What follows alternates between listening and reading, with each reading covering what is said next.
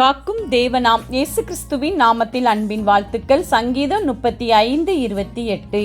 என் நாவு உமது நீதியையும் நாள் முழுதும் உமது துதியையும் சொல்லிக் கொண்டிருக்கும். பிரியமானவர்களே, கர்த்தரை பிரியப்படுத்தும் விதமாய் நாம் இருக்கிறோமா? நம்முடைய நாவுகளால் அவர் நமக்கு செய்த நீதியை சொல்லிக் கொண்டிருக்கிறோமா? அது மட்டுமல்ல, அவருடைய துதியை நாம் சொல்லி ஆர்ப்பரித்து கொண்டிருக்கிறோமா என்று சற்று நாம் சிந்தித்து பார்ப்போம். நம்மை உருவாக்கினவர் தேவன், நம்மை வழிநடத்துகிறவர் அவரே, நமக்காக முன் செல்கிறவர் அவரே. அவ்வாறு இருக்கும் பொழுது எப்பொழுதும் நம்முடைய நாவு கர்த்தருடைய நீதியை பறைசாற்றுகிறதாய் இருக்க வேண்டும்.